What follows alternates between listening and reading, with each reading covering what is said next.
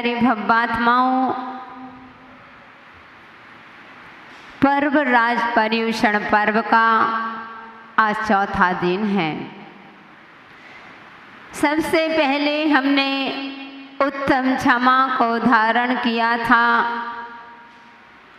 दूसरे नंबर पर हमने मार्दव धर्म को जीवन में धारण किया था।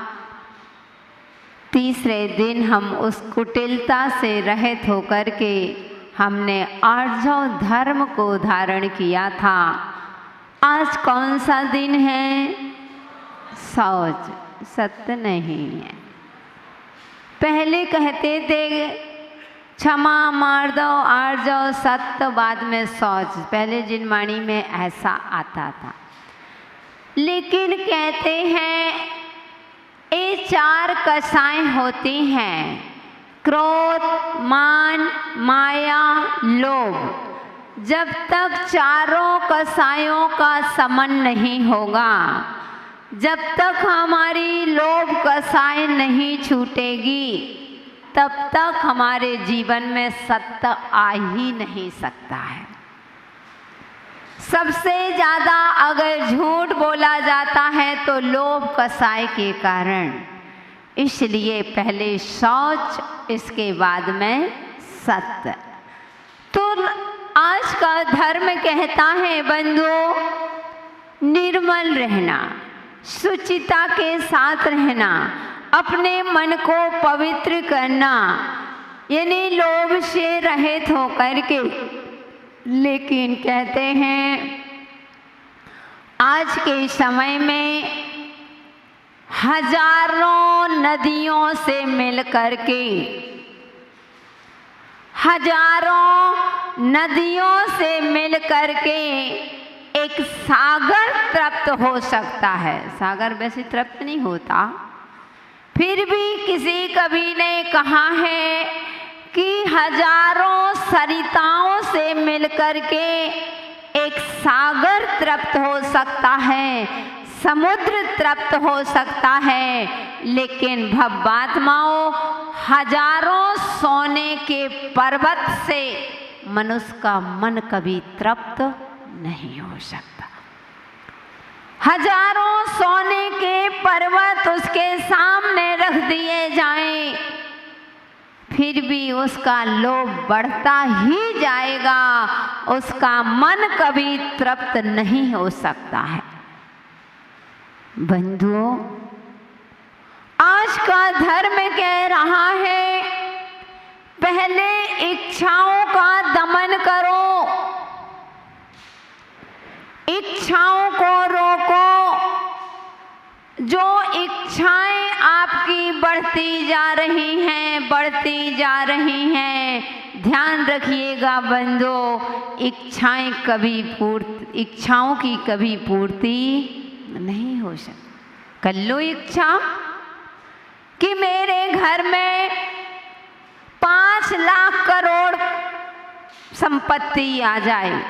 इच्छा से क्या है, करना ही तो है। चाहे वह कब होती है, कब पूरी हो या ना हो, उसके बीच में ही चल बसें, उसकी इच्छा करते करते ही चल बसें, कोई भरोसा नहीं। लेकिन मन तो है, इच्छाएं ही तो करना है। इच्छाओं में क्या रखा है? ऐसे ही भव्यात्माओं, हमारा मन इतना इच्छाओं से भरा रहता है, इतना इच्छाओं से भरा रहता है, और जब मन इच्छाओं में भरता है और उसकी पूर्ति नहीं होती है तो मन द्रवित हो जाता है, मन दुखी हो जाता है। तो बंधुओं, और जब मन में इच्छाएं ज़्यादा बढ़ती हैं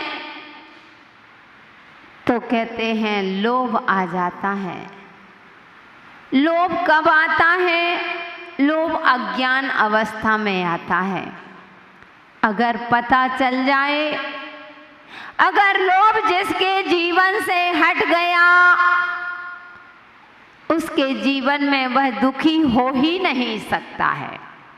मैंने बताया था शायद आपको, यही हमारी एक बार चर्चा हुई थी कि एक इतना बड़ा सेठ जिसके घर में इतना पैसा, इतना वैभव,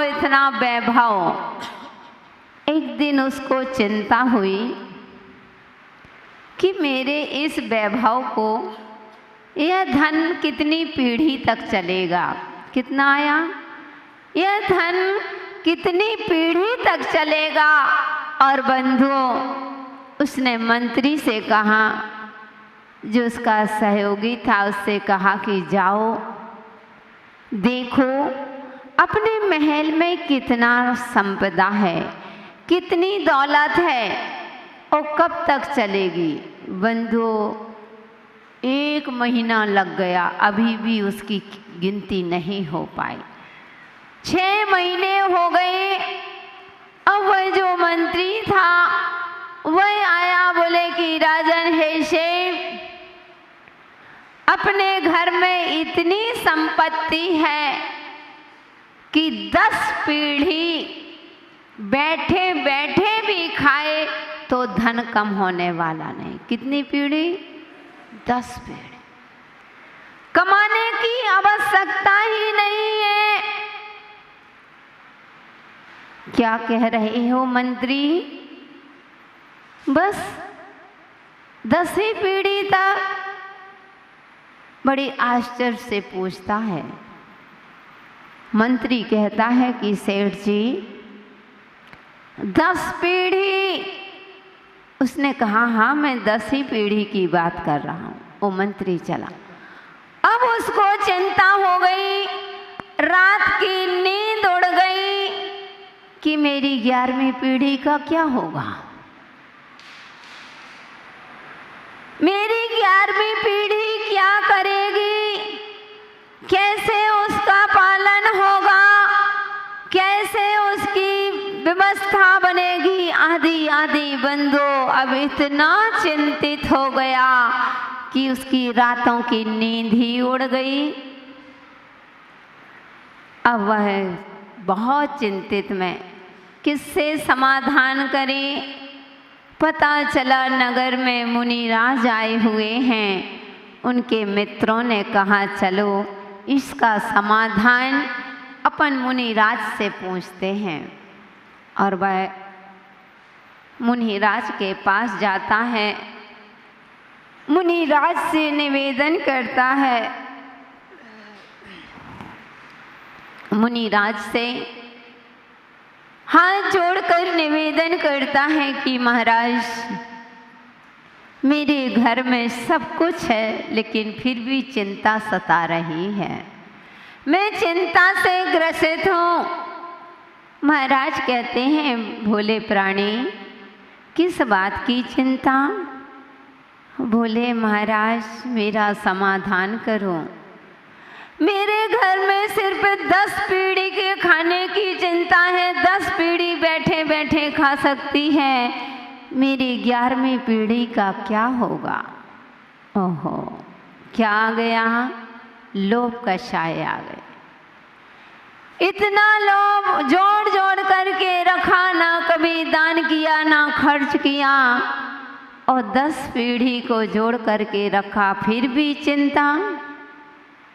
हे गुरुदेव, मेरा समाधान करो। गुरुदेव ने कहा कि जाओ, एक नगर के बाहर नदी के उस पार एक झोपड़ी बना करके एक अम्मा, बूढ़ी अम्मा वहाँ रहती है। उसके पास तुम 1 दिन का सीधा लेकर के जाओ। सीधा समझ गए? जानते हो किसे कहते? 1 दिन की भोजन की सामग्री, दाल, चावल, आटा, नमक, मसाले आदि जो भी, सीधा, उसको सीधा बोलते हैं। बुंदेलखंड में तो सीधा, वो नागालैंड यहाँ पर क्या बोलते हैं मुझे पता नहीं, यही बोलते हैं। ठीक, तो बोले 1 दिन का सीधा लेकर के जाओ। 1 दिन की थाली में सारा भोजन की सामग्री रख लेना और उस अम्मा को दे करके आओ। हे राजन, तुमको समाधान 11वीं पीढ़ी का समाधान मिल जाएगा। वह पहुंचा, बड़ी थाली में आटा, चावल, दाल सब कुछ रखा, पूरा सीधा रख करके और पहुंचता है। जैसे ही जाता है उस कुटिया में के पास पहुंचता है, उसमें आवाज़ लगाता है। बंधु, जैसे ही आवाज़ आई तो एक छोटी सी नन्ही सी बालिका बाहर आती है। उसने कहा कि क्या बात है? तो बोले, मैं तुम्हारी माँ से मिलना चाहता हूँ।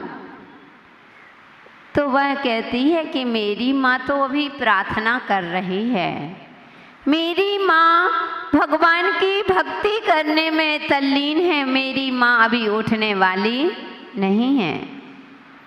उसने कहा कि लो बेटा, मैं तुम्हें भी भोजन का सीधा देने आया हूँ, तुम आज इसको भोजन को बना लेना और अम्मा से बोल देना कि सेठ जी दे करके, नगर के सेठ दे करके गए हैं। वह छोटी सी बालिका वह कहती है कि हेम अंकल जी, हाथ जोड़ करके निवेदन करती है कि अंकल जी, आज तो मेरे घर में भोजन है, आज के लिए मेरे पास भोजन है, मुझे नहीं रखना है।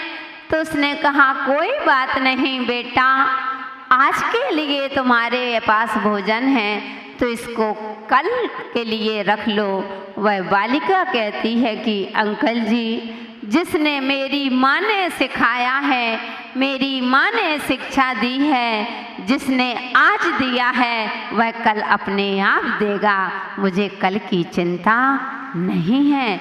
मैं तो और आप ले जाइए, मैं रखने वाली नहीं हूँ, क्योंकि जिसने दिया है आज दिया वह कल देगा। बंधु,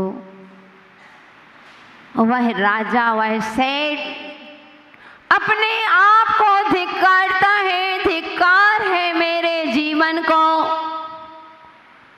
कितनी खुश नजर आ रही है यह बेटी और कह रही है कि मेरी माँ ने यह सिखाया है, जिसने आज दिया है वह कल अपने आप देगा, जिसने चोंच दी है वह चून अपने आप देगा। तुम कल की चिंता क्यों कर रहे हो? आज के दिन को कल के दिन को किसने देखा? आज के दिन को खोएं क्यों? और जिन घड़ियों में हंस सकते हैं उन घड़ियों में रोएं क्यों? क्यों चिंता करें कल की? ऊपर वाला सब देता है। मैंने कहा ना, अपने अपने भाग्य का सब लोग खाते हैं, कोई किसी को नहीं देता। ऊपर जिसने चोंच दी है वह चून की चिंता अपने आप करेगा। वह सेठ अपने आप को धिक्कारने लगा कि मेरे यहाँ तो कितनी पीढ़ी तक 10 पीढ़ी तक रखा है।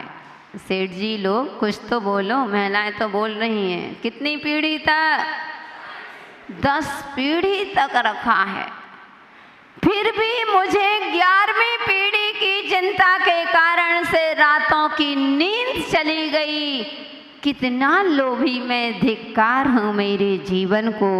और बंधुओं, उस छोटी सी बालिका से उसको जीवन की दिशा और दशा सब बदल जाती है। तो कहने का तात्पर्य बंधुओं, जिसके पास 10 पीढ़ी तक है वह सुखी नींद नहीं सो रहा है, और जिसके यहाँ कल के लिए नहीं है वह सुख की नींद सो रहा है।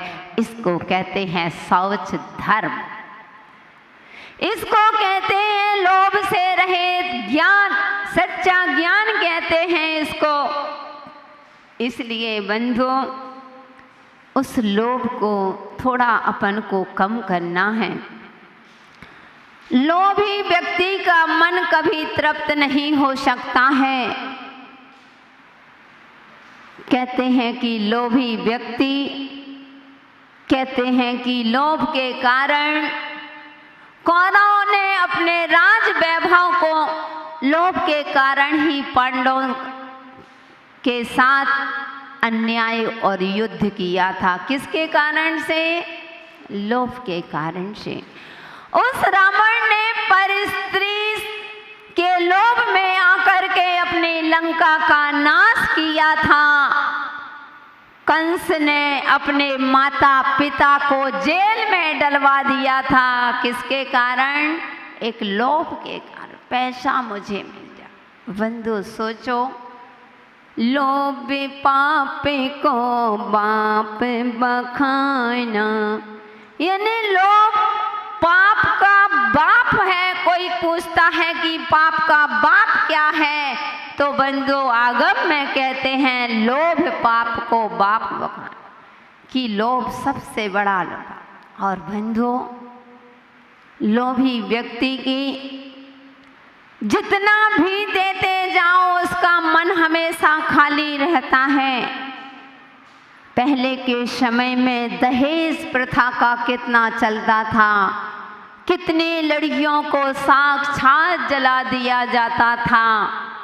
बंधु एक बार की मेरी स्वयं की देखी हुई घटना, कहते हैं बड़े आदमियों ने ही दहेज देकर करके बिगाड़ा था। आज का समय नहीं है, पहले दूल्हा बिकता था, आज दुल्हन बिकने लगी है। इतना ही तो अंतर आया है। पहले लड़का बिकता था, आज लड़की बिकने लगी है, लेकिन कहाया तो वही दहेज। तो बंधु उस समय की घटना, मेरी फ्रेंड थी और उसकी शादी बहुत अच्छी जगह कर दी। उसके भी एक ही बेटी थी और उसने अपनी बेटी को खूब दहेज दिया, सब कुछ दहेज दिया, कोई कमी नहीं, लेकिन एक 4 व्हीलर नहीं दे पाया था। उस 4 व्हीलर न देने के कारण से पहली बार ही जैसे ससुराल जाती है और वह अपने ससुराल में 2-4 दिन ही रहती है, उसकी सासू ने सताना शुरू कर दिया कि तेरे बाप ने ये नहीं दिया, तेरे पिता ने ये नहीं दिया, आदि आदि। बंधु वह कहती है कि माँ, जब मैं दूसरी विदा में आऊँगी तो अपने पिता से 4 व्हीलर ही लेकर के आऊँगी, लेकिन उस लोभी के परिवार में जरा सा भी संतोष नहीं। और बंधु उसकी सासू ने कमरे में बंद करके और मिट्टी की तेल डाल करके उसके पति ने उसको आग लगा दी।